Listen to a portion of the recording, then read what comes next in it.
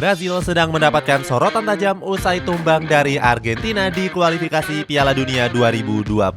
Skuad 5 kali juara dunia ini kini terdampar di peringkat 6 klasemen sementara zona CONMEBOL. Fernando Diniz dianggap sebagai biang kerok hancurnya performa skuad Seleção. Timnas Brazil harus berjuang ekstra demi ambisi lolos ke Piala Dunia 2026. Cetak gol coba merangkum hilangnya magis tim nasional Brazil sebagai berikut.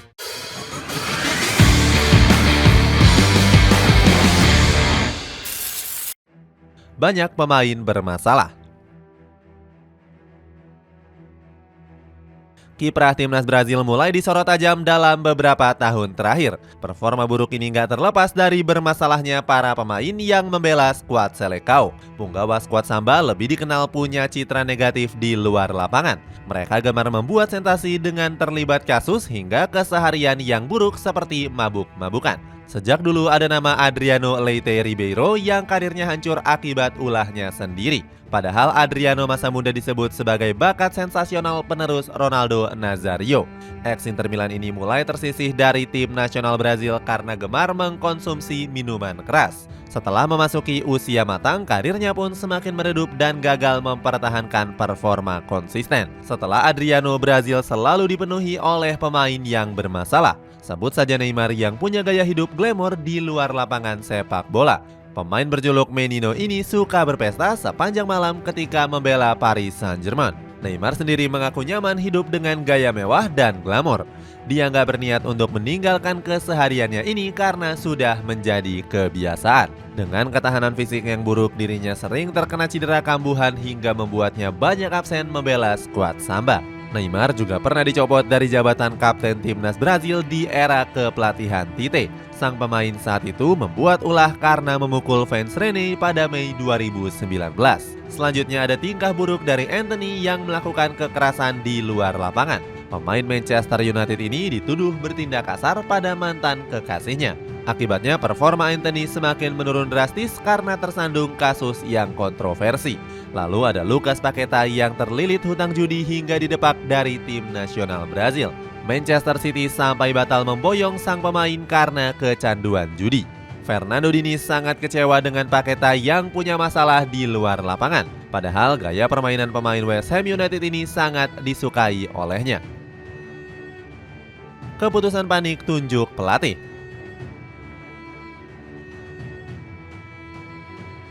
Skuad Samba semakin bermasalah karena menunjuk pelatih yang kurang berpengalaman. Federasi Sepak Bola Brazil atau CBF memilih Fernando Diniz sebagai pelatih interim.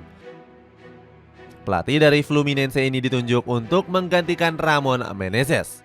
Keputusan CBF dianggap terlalu cepat dalam mengangkat Diniz sebagai juru taktik timnas Brazil. Pasalnya pelatih 49 tahun ini nggak punya rekor juara yang mentereng.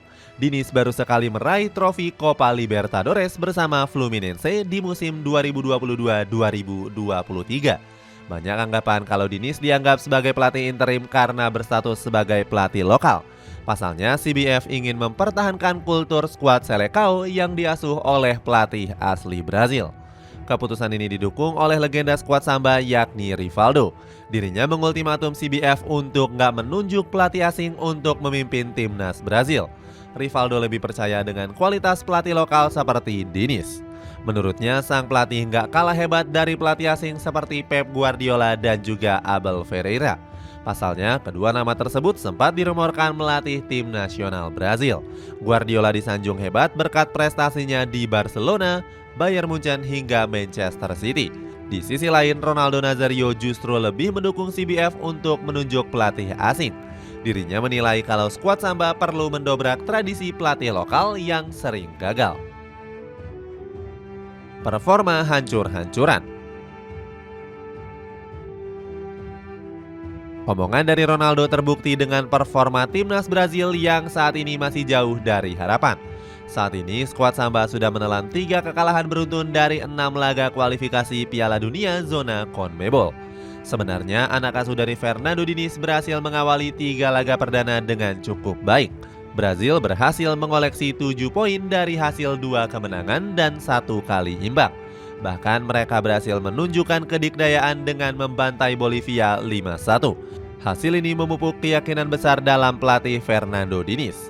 Pelatih 49 tahun ini merasa bangga karena bisa melatih tim yang sudah terstruktur dengan baik. Dia optimis dengan kekompakan dan semangat juang yang tinggi, skuadnya bisa meraih hasil yang konsisten. Sayangnya omongan Diniz nggak bisa dibuktikan setelahnya.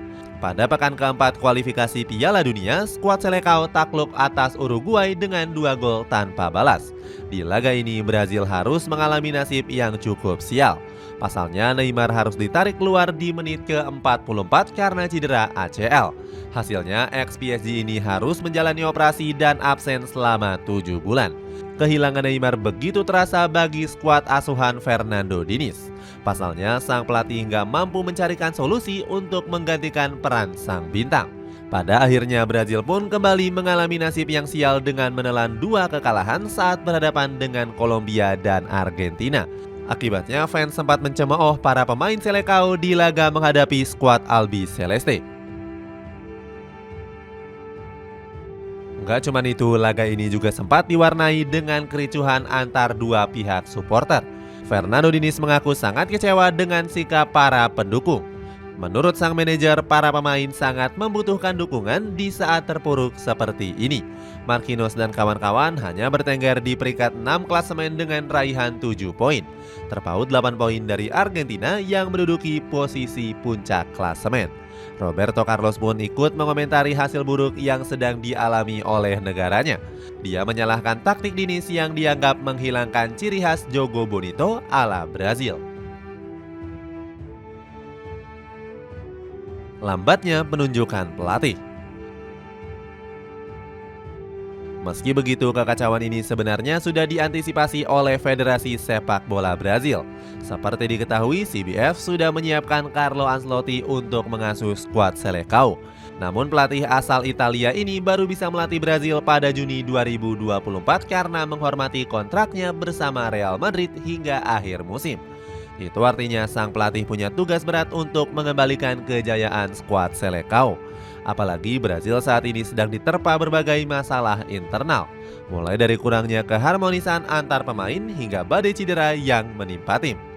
Akan tetapi, ex AC Milan ini punya beberapa keuntungan saat melatih skuad Samba. Ancelotti dianggap sudah mengenal kental karakter pemain Brazil. Seperti diketahui di Real Madrid saat ini, dia melatih beberapa pemain andalan skuad Selecao, mulai dari Vinicius Junior, Rodrigo hingga bek andalan yakni Eder Militao. Belum lagi ada pemain yang pernah diasuhnya seperti Richarlison dan Casemiro. Sementara itu, CBF menaruh harapan besar kepada Ancelotti. Dia diharapkan mampu membawa Brazil meraih prestasi terutama pada Piala Dunia 2026. Ambisi itu sejalan dengan apa yang dipikirkan oleh Don Carlo. Alumnus dari Juventus ini diketahui belum pernah meraih prestasi bersama tim nasional. Di sisi lain, keputusan CBF menunjuk Ancelotti mendapatkan banyak kritikan. Salah satunya dari Cafu. Legenda timnas Brazil ini merasa Ancelotti nggak menunjukkan kebanggaan saat ditunjuk. Cafu menganggap Don Carlo hanya mementingkan ambisinya saja. Selain itu, Jose Mourinho juga ikut berkomentar tentang rencana Ancelotti. The Special One menyebut kalau keputusan sang pelatih merupakan sesuatu hal yang gila. Pelatih asal Portugal ini menyarankan kalau ex Bayern Munchen itu untuk tetap mengasuh Real Madrid. Pasalnya bersama El Real, Ancelotti masih bisa meraih banyak prestasi dalam kurun waktu yang panjang. Itulah ulasan hilangnya magis tim nasional Brazil. Apakah Ancelotti mampu membawa skuad Selecao bangkit? Coba tulis pendapatmu di kolom komentar di bawah ini.